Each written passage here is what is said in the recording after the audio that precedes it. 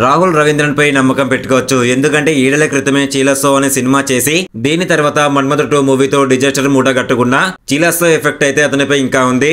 అలానే చీలస్తో అంచనాలు పెట్టుకుని ది గర్ల్ ఫ్రెండ్ మూవీకి వెళ్తే మాత్రం డిసప్పాయింట్ అవుతారనే చెప్పవచ్చు.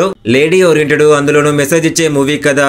రాహుల్ రవీంద్రన్ కొత్తగా ఏమైనా ట్రై చేసి మెప్పించాడా అంటే సగం మార్కులే పడతాయి. ఇప్పుడు రష్మిక మందనతో లేడీ ఓరియంటెడ్ మూవీ అంటే చీలస్తో వల్ల సినిమాపై అంచనాలు ఇంకా పెట్టుకున్నారు. ఒక వర్గం ఆడియన్స్, కొంతమంది అమ్మాయిలు కనెక్ట్ అయ్యే కాన్సెప్ట్ తీసుకున్నాడు. ఓ మంచి మెసేజ్ ఇచ్చే ప్రయత్నం కూడా చేశాడు. కానీ దాన్ని స్క్రీన్ ప్లే పై ఆసక్తిగా మలిచి చూపించడంలో తడబడ్డాడు Rahul Ravindran. Movie first half అంతా ల్యాగ్ సీన్స్ తోనే నింపేశాడు. థియేటర్స్ లో ఆడియన్స్ పేషెంట్స్ కి పీజీ కంటే పెద్ద పరీక్ష పెట్టాడు. ఒక అమాయకురాలు కాలేజ్ కి వచ్చి ఒక టిపికల్ మైండ్ సెట్ ఉన్న అబ్బాయితో లవ్ లో పడాల్సి వచ్చింది అనే దాన్ని చూపించడానికి డైరెక్టర్ ఫస్ట్ హాఫ్ అంతా తీసుకున్నాడు. ఒక సింగిల్ షాట్ లో సింపుల్ గా చూపించే ఛాన్స్ ఉంది ఆ మొత్తాన్ని. అలా చూపించకపోవడం వల్ల హీరోయిన్ ను హీరో టార్చర్ పెడతాడు.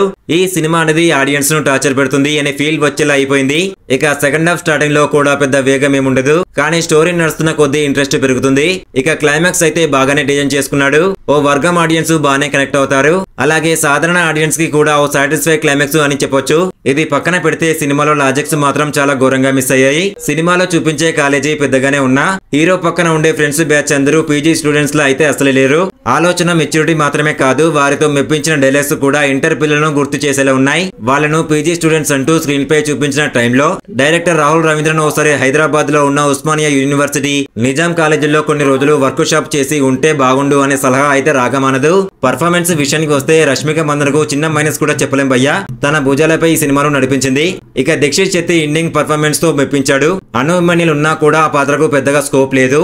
రావు రమేష్ ఉన్నంతలో ఓకే, కానీ ఆ పాత్రను మరింత వాడుకోవాల్సింది. మూవీ ప్లస్ పాయింట్స్ విషయానికి వస్తే రష్మిక మందన కాన్సెప్ట్ వరకు క్లైమాక్స్ ఎపిసోడ్ బాగుంటాయి. మైనస్ పాయింట్స్ విషయానికి వస్తే లాజిక్స్ మిస్ అవ్వడం, first half story, screen play. మొత్తంగా మూవీ గురించి ఒక ముక్కలో చెప్పాలంటే ఇంటర్ పిల్లలతో పీజీ సినిమా చేశాడు రాహుల్ రవీంద్రన్. ఈ మూవీకి నా రేటింగ్ వచ్చేసి 2.5 out of 5. ఈ రివ్యూ అనిపించిందో కమెంట్ రూపంలో కమెంట్ చేసి లైక్ చేసి సబ్స్క్రైబ్ చేసుకోండి. Thank you.